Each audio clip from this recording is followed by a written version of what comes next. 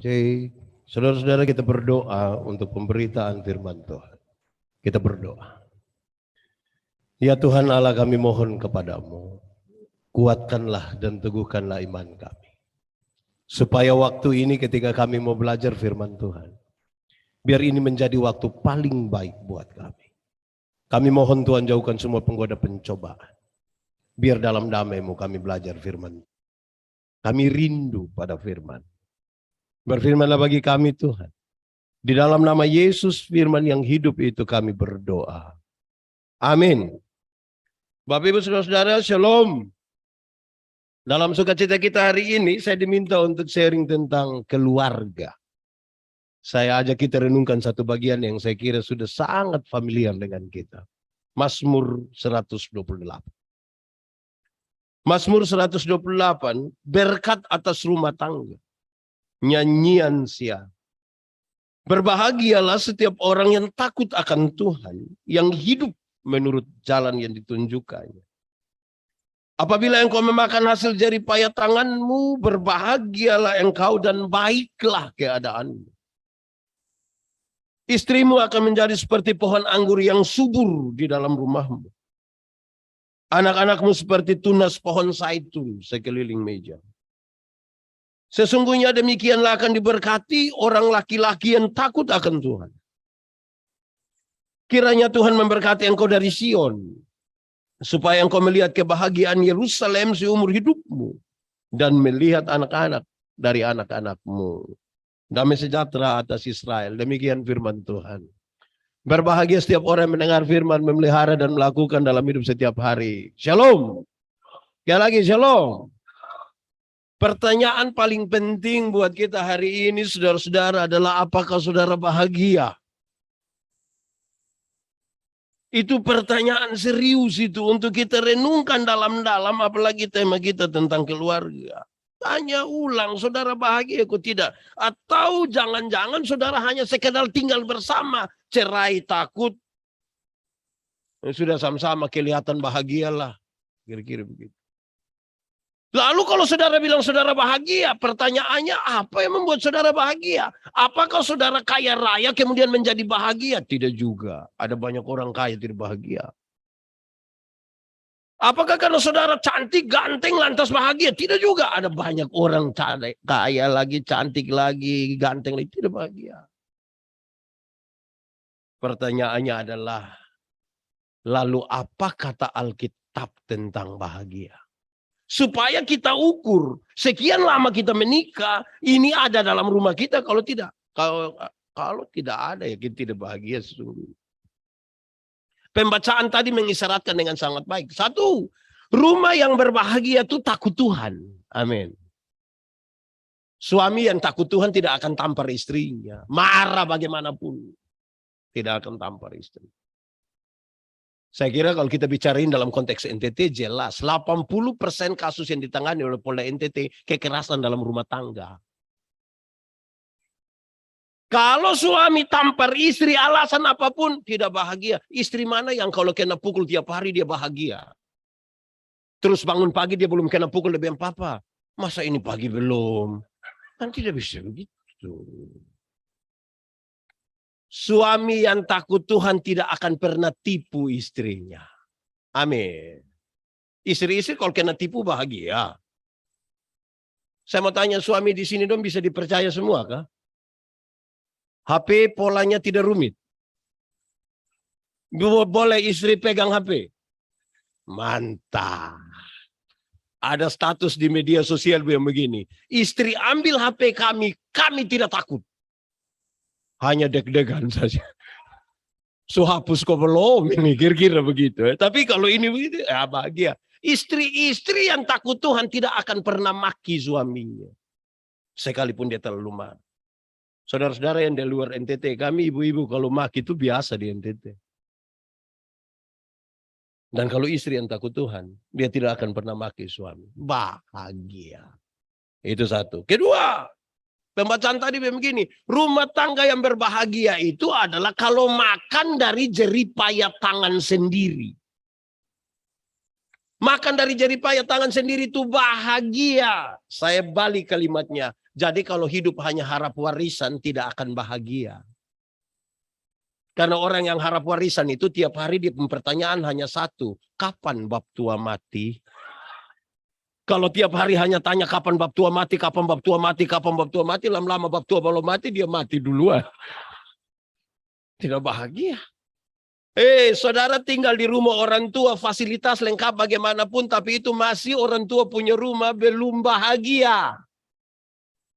Tinggal di rumah sendiri, hanya satu air, tidak pakai plafon, masuk langsung keringat. Tapi kalau itu rumah sendiri, kita tulis, rumahku, istanaku, milik sendiri. Bahagia. Tapi saya yakin ini sudah dengan jeripaya tangan sendiri. Bahagia, Ketiga, dia bilang begini. Rumah yang bahagia itu kalau istrinya seperti pohon anggur yang subur di rumah. Pohon anggur itu menghasilkan anggur. Sukacita. Minuman para raja pada pesta-pesta yang besar. Dia ingat bahwa sukacitanya ada di mana? Rumah. Dia lagi usaha, dia lagi kerja, tapi dia ingat mau pulang rumah. Kenapa? Sukacitanya ada di mana? Dia tugas ke Bali, ke Surabaya, ke Jakarta, ke Singapura, tidur di hotel bintang 5, spray dari Sutra, sarung bantal dari Sutra, selimut dari Sutra, berbau harum sekali. Tapi dia tidak lupa sarung bantal di rumah. Padahal mungkin bau ludah. Karena bahagianya ada di mana? Istrinya seperti pohon anggur yang subur. Dia punya badan mau subur kok tidak, itu soal nomor 2. Yang penting dia menjadi sukacita. Amin kok. Keempat. Rumah yang bahagia kalau anak-anaknya menjadi tunas-tunas pohon zaitun. Pohon zaitun menghasilkan minyak zaitun dan salah satu fungsi terbaik dari minyak zaitun ialah menyembuhkan luka. Kalau anak-anak dapat menyembuhkan luka dari orang tuanya, rumah tangga itu bahagia. Menyembuhkan luka itu bisa 2 arti. 1, kalau harapan-harapan dan cita-cita orang tua bisa dipenuhi oleh anak-anaknya, pasti. Tadi Pak Don masih bilang ke saya punya anak ada 2. Di sini yang presiden chapter. Bahagia. Bayangkan kalau beliau punya anak 2 orang bandar KP. Bahagia itu. Jadi bahagia karena ada di full gospel. Amin loh. Yang kedua, kalau orang tua sudah di tempat tidur, sudah di kursi roda karena sakit, karena sudah lanjut usia, masih ada anak yang sempat urus orang tuanya. Bahagia. Sekarang saudara renungkan. 4 hal ini ada dalam rumah tangga saudara, tidak. Kalau tidak, saudara belum bahagia. Belum. Bergumul lagi. Karena ini serius. Pertanyaan penting ini adalah, Pak Pendeta, lalu bagaimana itu hal bisa terjadi dalam rumah saya? Karena saya menikah belasan tahun Pak Pendeta, tapi itu hal belum jadi dalam rumah saya. Ada satu hal yang terlalu biasa dan karena sangat biasa banyak orang melupakannya. Dan saya kira saya harus bicara ini di sini. Apa itu? Saudara ini pengusaha semua. Sibuk, saya yakin. Tapi satu hal ini serius. Selalu harus siap waktu untuk makan bersama dengan istri, dengan anak-anak di rumah. Masih ada yang makan sama-sama keluarga kok? 1 tahun berapa kali?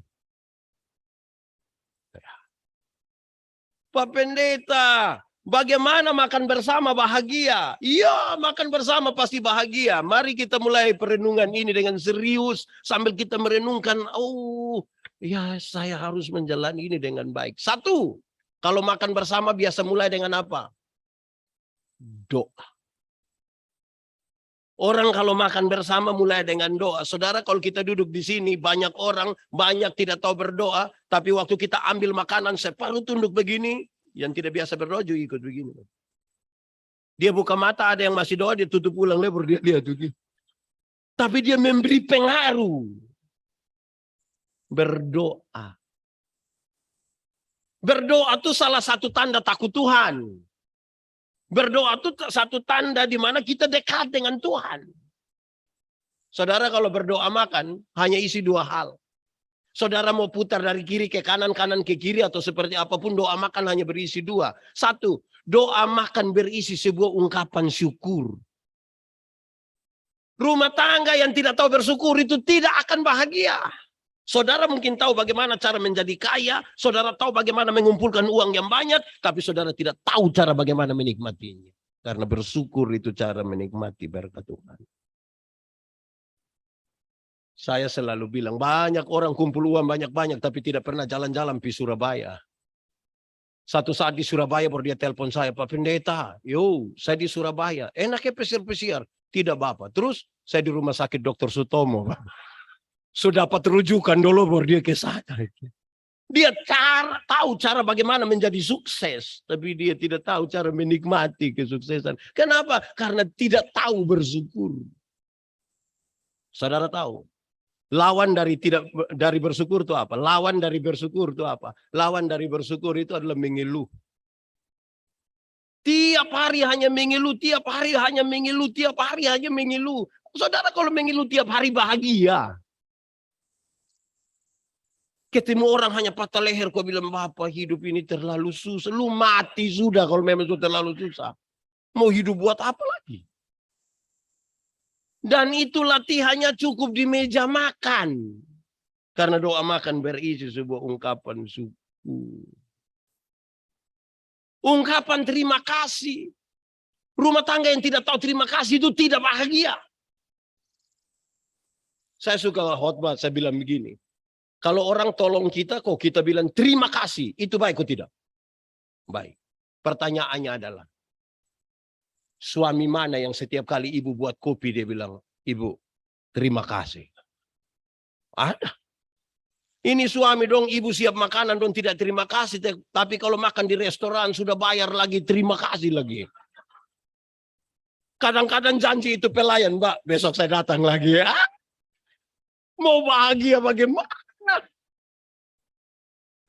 Suami-suami, coba besok, coba sebentar pulang, makan di rumah, coba pas minta, janganlah pembantu yang siapkanlah. Kali ini biar ibu yang siapkan. Coba waktu istri siap habis, sudah taruh di situ, terus papa bilang begini, Ma, terima kasih. Kalau sampai papa bilang mama terima kasih, itu mama tua pikiran. Paling tidak dia punya pikiran ada dua. Pertama, dia akan berpikir begini. Tidak tahu roh apa naik di dia. Kan tidak biasa lakukan itu. Dan sekarang dia lakukan itu, orang heran. Ini roh apa ini? Tapi yang kedua, jangan-jangan ibu berpikir begini. Jangan sampai ini hari terakhir. Karena tidak pernah melakukan itu. Dan sekarang ketika melakukan ini, jadi sebuah pertanyaan. Dan belajarlah di mana? Di meja makan. Itu cukup. Kedua, doa makan itu berisi sebuah pengakuan bahwa berkat-berkat itu siapa yang kasih? Tuhan yang kasih. Kita yang tanam, kita yang siram, siapa memberi pertumbuhan? Tuhan memberi pertumbuhan. Saya mau kasih tahu saudara, rumah tangga yang tidak tahu bersyukur dan menyatakan bahwa berkat itu Tuhan yang kasih, rumah tangga itu tidak bahagia. Tidak akan. Dia akan menjadi budak dari pekerjaan. Dia akan sibuk dari pagi sampai malam. Tidak ada waktu dengan keluarga. Tidak mungkin makan bersama. Dia terlalu sibuk. Bahkan dalam dia punya kesibukan itu kadang-kadang sibuk dan tidak wajar. Orang lain sempat ganti pakaian, dia tidak sempat ganti. Alasan hanya satu, apa? Sibuk. Saudara bisa bayangkan kalau orang hanya sibuk kerja. Terus dia pakai alasan, ini semua bagi istri dan anak-anak. Aduh, saudara, kebutuhan terbesar dari seorang istri adalah dikasihi, bukan ditinggalkan. Dikasihi. Kalau kita tidak pernah mulai dengan itu, sudah tidak bisa. Di meja makan berdoa. Masih banyak kaum bapak ini tidak bisa berdoa.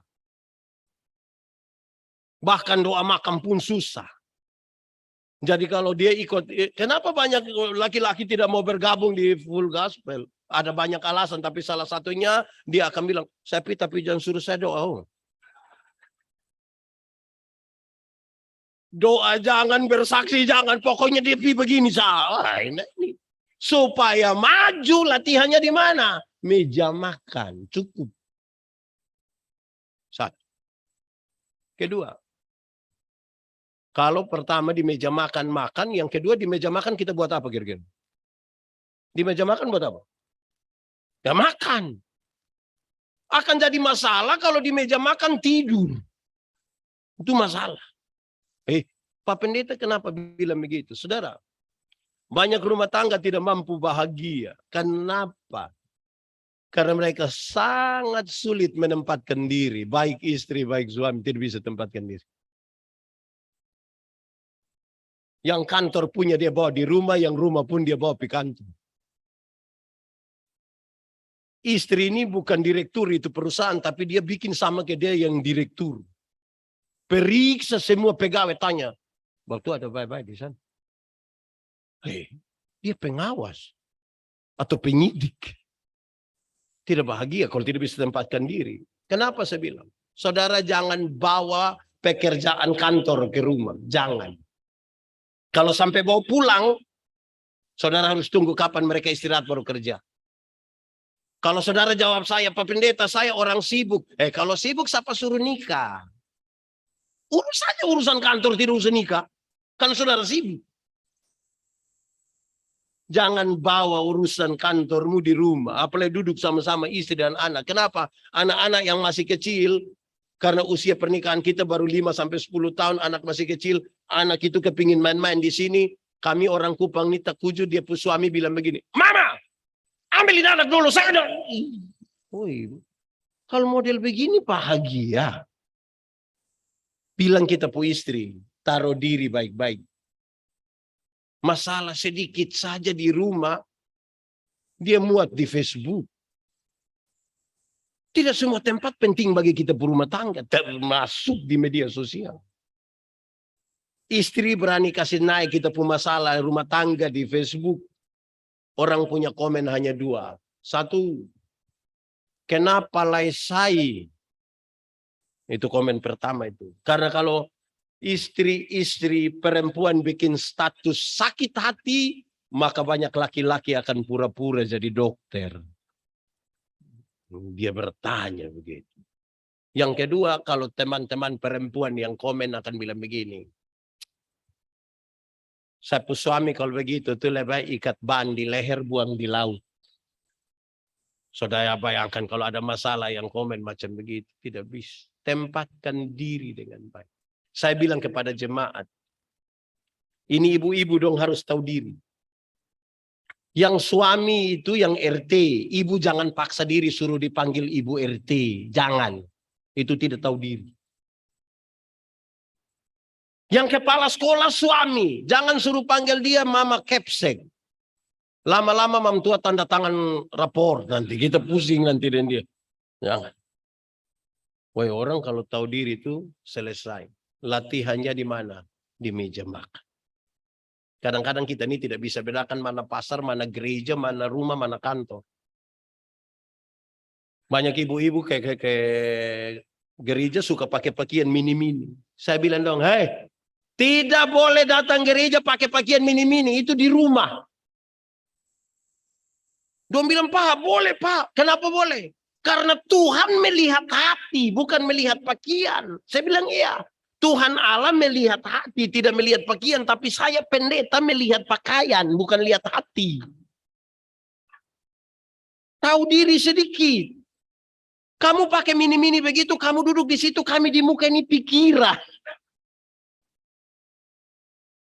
Kami lihat ju salah, tidak lihat lebih salah. Jadi tahu tempat di mana kita ada. Aman tuh. Suami perhatian sedikit di istri. Nanti yang ketiga nih saya bilang. Kedua ini.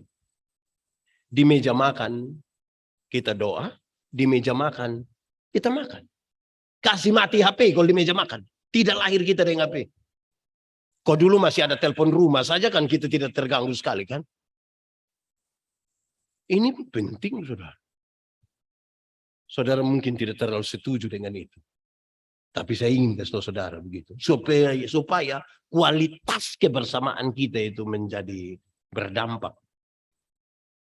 Ketiga, di meja makan kita biasa buat apa? Makan sudah, doa sudah. Di meja makan kita bicara. Di meja makan kita berkomunikasi.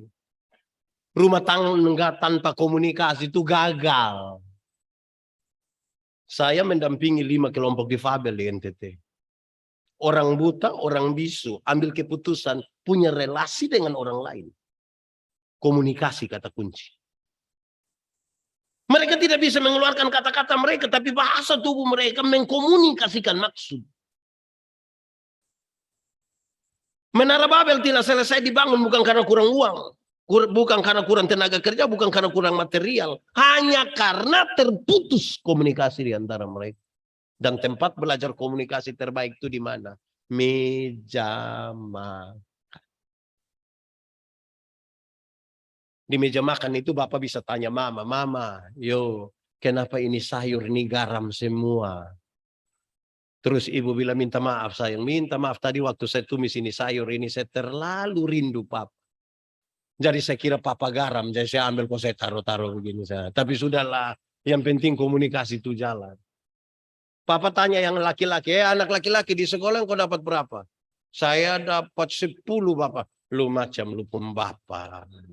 Bapak sekali itu. Bapak sekali. Tanya yang Nona, Nona di sekolah dapat berapa? Papa, matematika susah Papa, kakak dapat 3. Aduh, macam mama pun keluarga saja. Tapi sudahlah yang penting komunikasi begitu. Saudara-saudara kita ini kadang-kadang komunikasi kita buruk sekali. Saudara kalau tidak mampu mengkomunikasikan sesuatu, itu masalah bagi hidupmu. Kenapa saudara? Pernah bertengkar sama istri kan? Saudara lihat kalau orang bertengkar sama istri kan dua-dua tidak mau bicara. Masing-masing menunggu mana yang akan bicara duluan. Karena masing-masing menunggu mana bicara duluan itu tertekan sekali kan, dia datang dari sana kita dari sini itu masing-masing pura-pura putar begini. Tertekan sekali kan menunggu siapa akan memenangkan ini pertarungan. Hanya soal bicara. Kenapa saudara sakit hati kalau saudara tidak mampu mengeluarkan sesuatu? Bicara. Saya biasa bilang begini, saudara, ini suami istri ini kalau bertengkar tuh aneh. Pasti don tidak bicara. Biasa di golongan menengah ke atas tuh kekerasan dalam rumah tangga agak kurang. Don jaga supaya orang tidak bilang dong keluarga kurang baik lah. Jadi sudah tidak usah bicara saja. Tapi ibu juga sadar kewajiban. Pagi-pagi dia bikin minum. Tapi dia tidak piantar. Dia panggil anak kecil terus dia bilang begini. Lo antar ke papa ya. Bapak terima minuman di ruang tamu. Bapak bilang. Mama yang suruh kok. Terus ini anak dari ruang tamu mau ke belakang. Dia pun mama panggil tanya. Bapak bilang apa? Kalau kamu dua mau omong langsung kenapa? Kenapa harus lewat ini anak? Sebuah penelitian bilang begini. Terus turun ehonya. Terus.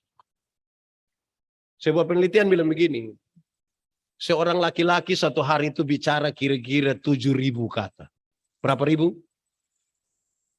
Tapi seorang perempuan satu hari kalau bicara minimal sekurang-kurangnya 21.000 kata.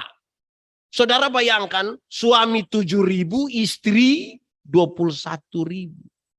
Masing-masing sudah kerja pagi-pagi ini sampai pulang kira-kira jam 6 sore, jam 7, jam 8, jam 9. Ibu rencana kasih keluar duluan yang 3.000. Terus ibu tunggu di pintu. Pas buka pintu dia bilang, Pak. Terus papa bilang, hah? Di kantor tadi baik. Terus papa bilang, lu kepala kantor. Woi, kalau komunikasi kita macam begitu, kita gagal bangun rumah ini. Gagal ini. Saudara, kadang-kadang tuh butuh puji-puji istri sedikit lah. Istri sudah capek-capek salon lagi, beli celana yang bagus lagi. Dia jalan pidatang-pidatang, puji dia sedikit lah. Ini ibu pidatang-pidatang tidak omong, dia sibuk dengan HP saja. Minimal kasih tahu, mama, macam mahasiswa itu mahasiswa DO lah, tidak apa-apa. Tapi bila perlu, gombal sedikit itu juga baiklah. Buat teh saya. Papa tidak tahu ini manis pas atau tidak. Mama, ini teh mau manis atau tidak. Tidak lebih indah dari mama pun senyum itu. Itu keenak di sini ini dia ini. Efeknya saudara.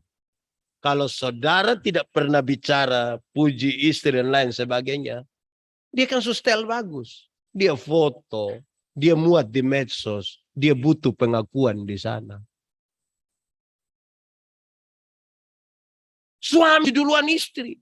Istri kalau pakai rok terlalu minim, baju terlalu terbuka, kasih tahu dia, mama ganti itu baju, papa tidak suka. Mau kasih takut siapa deh, mama pembetis. Ganti. Itu besok dia sengaja pakai ulang. Hanya untuk papa tegur dia. Itu serius. Itu serius. Betapa pentingnya ibu-ibu itu. Kita kasih tahu dong. Ibu-ibu itu kalau kita sujanji bilang, mama, tanggal 2 kita ke Fatum Nasi. Itu tanggal 30 itu ibu sudah tidak bisa lah itu. 30 dia sudah tidak bisa lah. Itu 30 dia sudah datang terus dia tanya, papa, tanggal 2 jadi? Papa ini kan bukan orang yang detail, dia sambil baca koran atau main HP, dia bilang, iya jadi. Ibu-ibu tidak suka begitu. Dia pun mau waktu dia tanya, tanggal 2 jadi. Papa kasih lepas itu HP, angkat muka, lihat dia punya mata dan bilang, iya sayang, tanggal 2 jadi.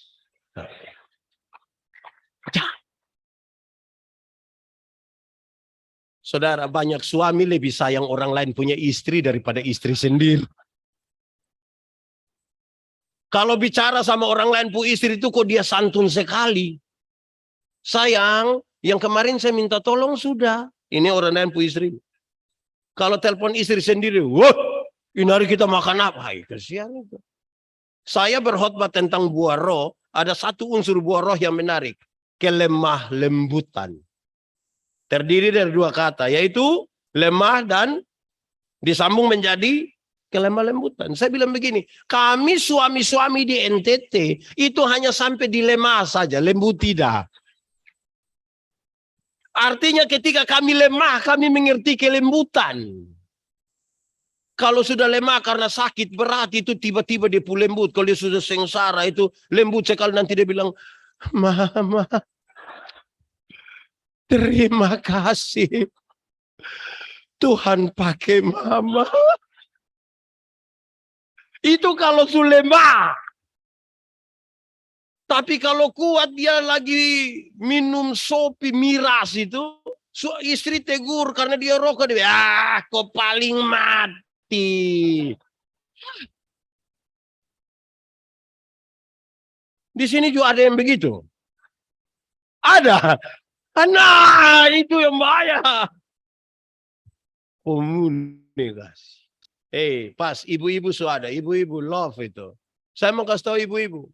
Kalau suami pulang tanya, mama, makanan di mana sayang?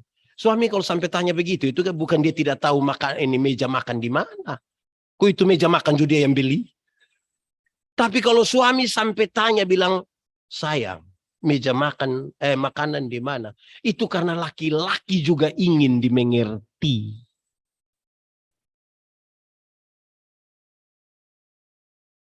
Ini ibu-ibu di Kupang suami tanya, makanan di mana? Kok ada di situ? Mau kasih cek selalu lagi. Tidak bisa. Tidak bisa begitu. Saudara, ibu-ibu, saya mau kasih tahu ibu-ibu. Kebutuhan paling mendasar dari seorang suami adalah dihormati. Kalau ibu-ibu tidak mampu mengajarkan anak-anak dan orang-orang yang dalam rumah untuk hormati suami, dia akan cari itu di restoran. Karena kalau dia ke restoran, dia baru sampai di tangga terakhir, para pelayan langsung bilang, "Selamat siang. Kenapa terlambat?" Kira-kira begitu. Ketiga, di meja makan doa, di meja makan makan, di meja makan komunikasi. Keempat, saya mau tanya. Kalau ikan tinggal 2, tapi orang ada 4. Siapa yang makan? Ikan 2 ini, tapi orang 4. Papa, mama, anak 2. Ikan 2. Siapa yang makan? Siapa yang makan? Tidak ada jawaban yang salah. Apakah mau bagi supaya 4-4 dapat? Tidak ada masalah. Apakah mau kasih anak makan? Tidak ada masalah. Apakah karena papa sakit jadi papa dapat 2-2? Tidak ada masalah. Apakah karena mama yang goreng, mama dapat 1, terus kita yang 3 bagi 1? Tidak ada masalah. Tapi saya mau kasih tahu saudara. Di meja makan itu kita belajar ingat orang lain. Kenapa banyak rumah tangga tidak bahagia? Karena kita tidak saling ingat satu dengan lain. Saya baru nasihat satu keluarga kemarin. Papa tidak adil. Dapat uang 100.000, beli rokok 1 bungkus 20.000. Berarti tinggal berapa? Dari 80 dia ambil 30 lagi, dia jaga-jaga. Tidak tahu jaga-jaga apa dia jaga-jaga ini. Tinggal berapa? Ini 50 dia kasih istri dengan harapan makan enak. Papa bagaimana? Tidak adil. Mau bahagia bagaimana? Kok tidak terbiasa ingat orang? Saudara kalau tidak membangun bagaimana mengingat orang. Jangan heran saudara. Kita kirim anak-anak sekolah di Surabaya. Dia tidak telepon kita. Dia telepon pada waktu. Tahu juga. Pas uang habis tiba-tiba dia telepon tuh sayang-sayang. Tinining, mama ambil, selom sayang. Iya selom mama. Bagaimana? Mama ada baik-baik kah? Iya, kenapa? Tadi malam kakak ada mimpi mama. Pas dia bilang kakak ada mimpi mama, mama langsung bilang kakak. Mau berapa nak omong ya kakak? Ini pagi-pagi buta ini.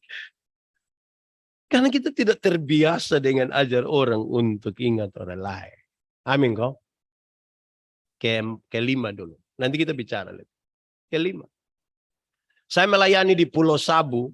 Itu kira-kira 5 tahun.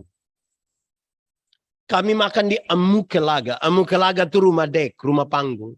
Kami buka sepatu, buka sendal, duduk bersila di atas rumah dek. Dan kami mulai makan. Tiap hari begitu. Kalau saya pergi ke Soe. Lihat papa mama di Soe dan kami makan di meja makan.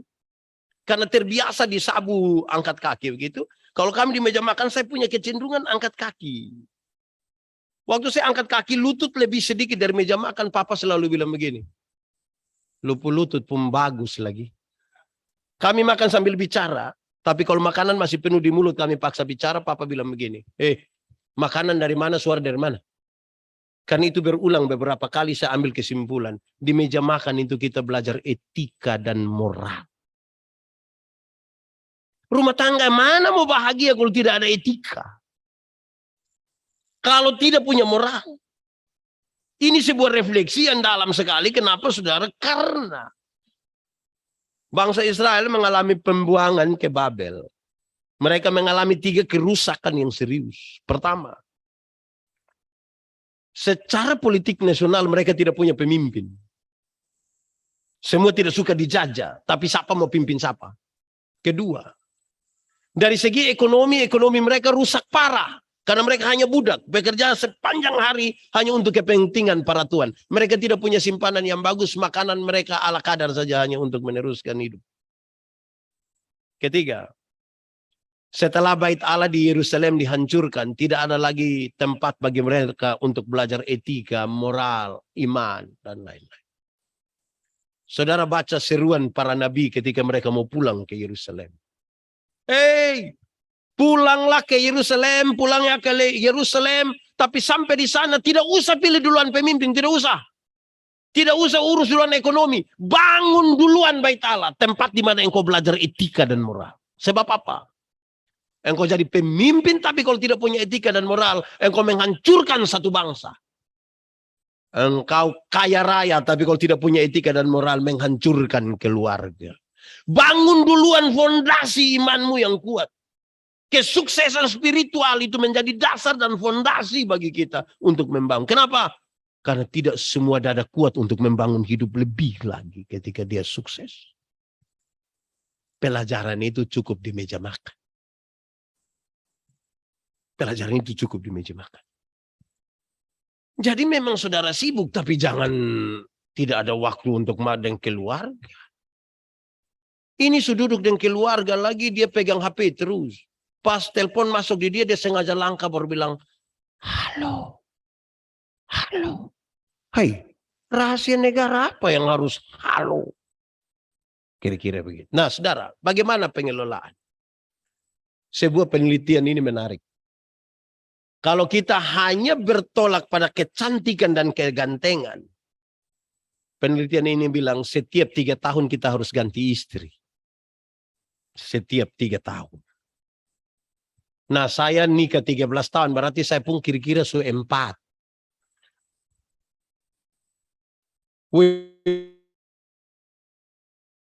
Yang 2. Lalu apa? Kan kita pun hidup ini kan tidak mungkin akan tetap begini. Akan mengalami penurunan. Lalu bagaimana mengelola? Tuhan Allah sudah tahu. Saya dengan cepat, saya pakai waktu 10 menit menyelesaikan ini. Dia bilang begini. Saya menciptakan kamu ini laki-laki dan perempuan. Tapi ada pola-pola yang sengaja saya biarkan untuk kamu kelola supaya kamu bahagia. Ini pola nih yang begitu penting. 1, soal pola berpikir. Laki-laki itu cenderung rasional. Berpikir yang masuk akal. Makanya kami suami-suami ini ibu, kalau bicara selalu bilang, saya pikir. Ibu-ibu itu kan lebih banyak pakai perasaan. Makanya ibu-ibu kalau bicara selalu bilang, saya rasa. Saudara bayangkan kalau sepanjang 20 tahun kamu menikah itu, 1 hanya saya pikir, 1 hanya saya rasa. Lama-lama tetangga dong akan bilang surasa. Hidup ini tidak bisa pakai yang rasional saja. Penyeimbangnya adalah perasaan. Hidup juga tidak bisa pakai perasaan saja. Penyeimbangnya adalah logika. Untuk itulah saudara menikah. Supaya kita yang terlalu rasional ini diimbangi oleh istri yang selalu ada perasaan. Kita bapak-bapak ini kadang-kadang terlalu rasional sampai kadang-kadang tidak masuk akal juga dia bilang rasional. Dia sudah tidak bisa hadapi lagi dia pun keluarga, datang dia sorong dia pun istri. Omong sudah, mama maju saya. Akhirnya orang omong bilang begini. Dia punya suami baik, tapi istri yang padahal ini suami yang suruh istri maju. Ya saudara-saudara ini 2 ini Tuhan Allah suator. Itu dulu baru jadi. Itu pertama ya. Kedua, soal pola bekerja. Laki-laki itu cenderung pekerja tunggal. Bapak-bapak itu dorang hanya ke kantor saja. Tapi dorang pulang itu dorang rasa sukerja seluruh dunia dan segala isinya. Karena polanya tunggal. Bapak-bapak itu kalau tamu baru sampai di emper, depan tangga emper. Papa sudah bilang, mama, kopi. Padahal kopi tidak ada. Nanti habis ibu bilang begini, papa, lain kali itu tanya kita dulu di belakang. Terus papa dengan santai bilang begini, kok itu hari saya sudah beli itu? Iya, papa itu 6 bulan lalu. Bapak pikir beli 1 kali itu untuk seumur hidup. Jadi bukan dia sekikir, tapi kan dia polanya tunggal. Kalau ada acara begini, walaupun Pak Yusak itu dia yang ketua, saya tidak akan telepon dia. Karena kalau saya telepon, saya bilang begini, kakak, bagaimana? Satu kata saya bilang, beres. Nanti pas dia bilang beres, baru istrinya bilang begini, beres apa? Amin kok bapak-bapak. Bapak-bapak dong, ini saya lihat dong lengan bagus semua. Saya lihat ini. Tapi lemah. Waktu dong menikah habis, dong bilang, mama. Iya sayang, tolong ame remote dulu. Di mana? Ini 1 meter. Dong pulengan saya yang bagus ada begini, tapi lemah. Karena polanya tunggal. Bapak-bapak golongan menengah ke bawah, saudara. Saya tidak tahu yang ke atas. Kalau dong sempat gendong baby itu barang 1 jam, itu orang rasa ke pemberjasa tidak ada 2. Istri pula dong bilang, mama, iya, gendong ade dulu. Papa mau pergi mana? Saya ketemu teman dong. Kasih tinggal kita sendiri. Kok tadi saya gendong itu 1 jam. Berjasa. Beda dengan ibu-ibu. Ibu-ibu itu pekerja jamak. Ibu-ibu itu saudara bangun pagi bisa langsung siap untuk ke kantor, siap untuk kerja, siap suami untuk bekerja, siap anak-anak ke sekolah, bisa sambil setrika, siap makan pagi, siap makan siang, bisa sambil foto-foto, update status, semua jadi. Kita tidak tahu dong tangan berapa banyak itu. Tapi dong siap untuk itu. Ini bukan untuk dibandingkan, ini untuk dikelola. Karena untuk itulah 2 orang itu menjadi suami istri. Ibu-ibu tuh sangat detail. Saudara coba pergi ke swalayan belanja. 53.500. Kalau ibu yang bayar, dia tanya berapa? 53.500. Dia ambil 50.000. Terus dia bilang berapa? 3.000. Dia kok cari 3.000 di mana?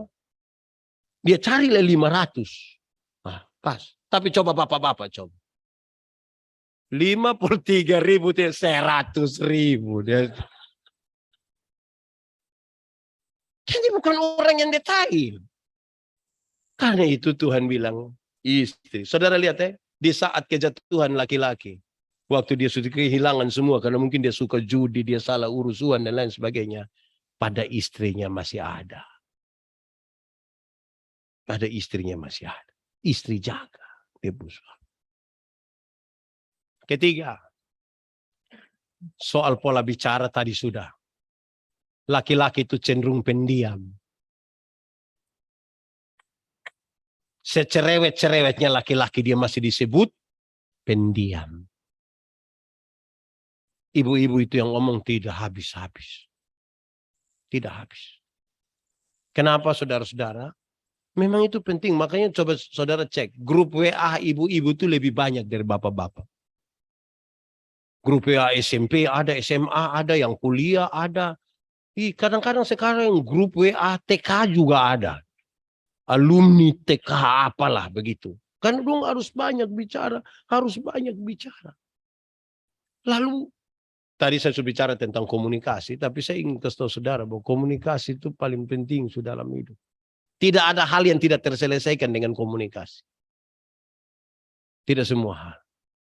Tidak ada hal yang tidak bisa tidak bisa diselesaikan tanpa komunikasi yang baik. Tapi komunikasi kita mesti baik-baik dong. Tadi saya sudah bicara komunikasi. Pola yang keempat, yang terakhir. Soal pola mengingat. Laki-laki itu cenderung cepat lupa. Laki-laki cenderung cepat lupa. Bapak-bapak ini baru turun mobil, kunci mobil begini. Tak. Dia jalan 30 langkah terus dia bilang, tidak tahu saya kunci mobil kok belum. Dia balik, dia kunci ulang lagi. Laki-laki cenderung cepat lupa. Makanya ibu-ibu minta maaf. Kami bapak-bapak ini kalau di luar rumah, kami lupa kalau kami ada istri.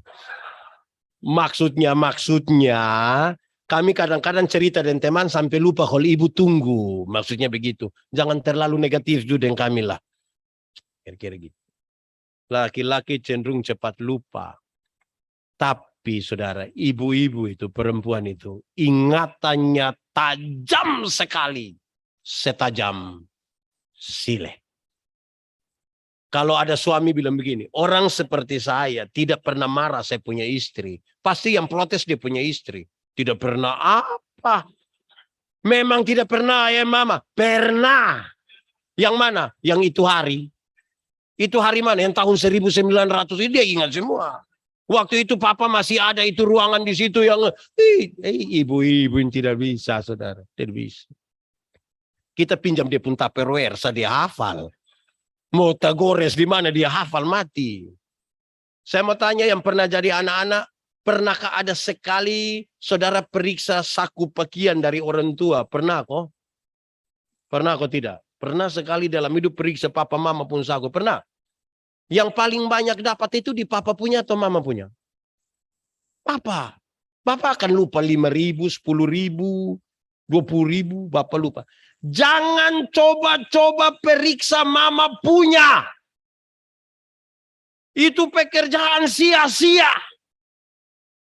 Dalam hal inilah mama seturut dengan Alkitab. Di mana hartamu berada, di situ hatimu. Dia pun ingatan tuh ngeri. Saudara, kadang-kadang kalau kita tidak kelola ini 4 hal ini, yang kita rasa ada kekurangan apa kok dalam hidup. Tapi kita paksa bahagia. Belum bahagia. Tuhan suatur memang. Tuhan suatur memang. Di bagian paling terakhir saya ingin sampaikan nasihat Rasul Paulus kepada jemaat di Efesus. Efesus pasal 5 ayat 22 dan 25 dia kasih tahu kebutuhan mendasar.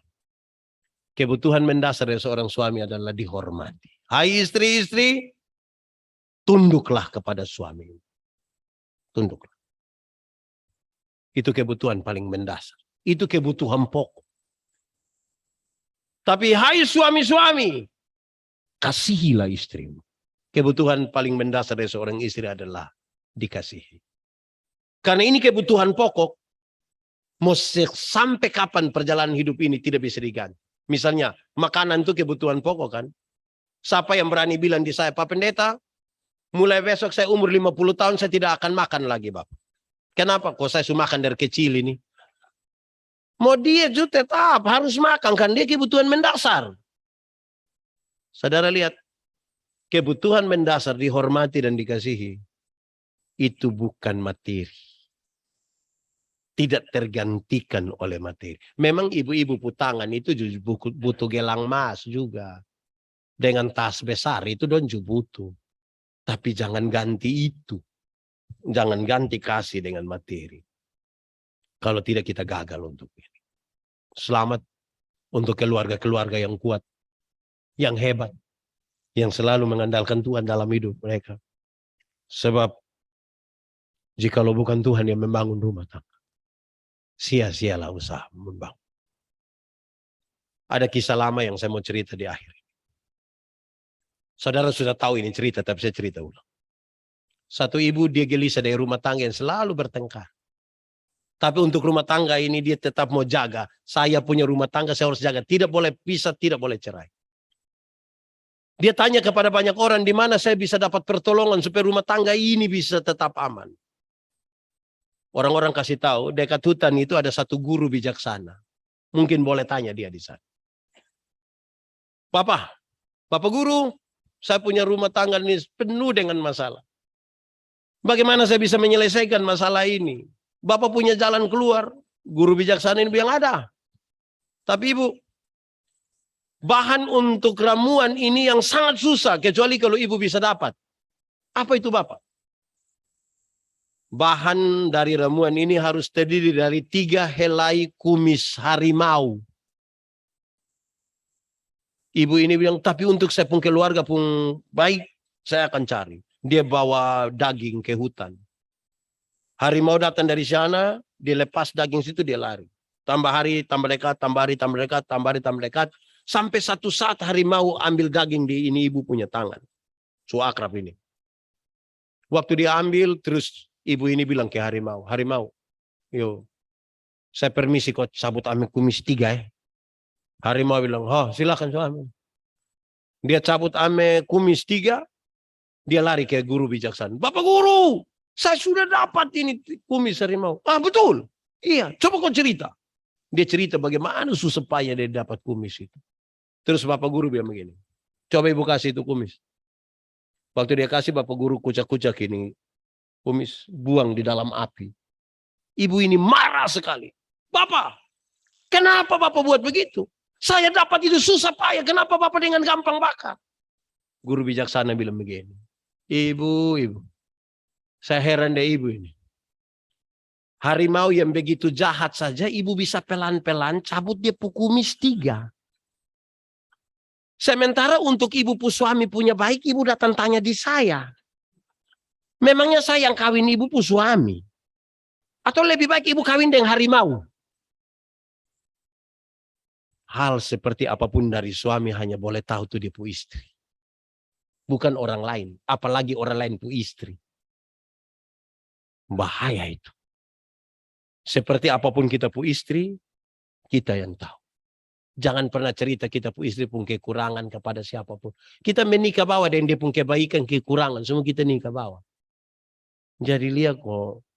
Atur bapak. Tuhan memberkati kita. Amin. Mari kita tunduk kepala kita, angkat hati kita kepada Tuhan. Mari kita berdoa. Ya Tuhan Allah, terima kasih banyak buat firman. Hari ini kami belajar kembali. Tuhan menolong kami dalam rumah tangga kami. Berikan hati yang penuh dengan Roh Kudus. Yang membuat kami dapat mengelola perbedaan-perbedaan ini menjadi kasih yang luar biasa dalam hidup kami. Kami percaya kalau keluarga kami kuat, gereja kuat. Dan kalau gereja kuat, bangsa ini menjadi kuat. Karena anak-anak Tuhan yang luar biasa. Terima kasih biar firman-Mu bertumbuh dan berbuah dalam hidup kami. Firman-Mu menjadi pelita bagi kaki kami. Terang bagi jalan kami. Terpujilah nama-Mu di dalam nama Yesus. Kami berdoa, yang percaya sama-sama kita katakan. Amin.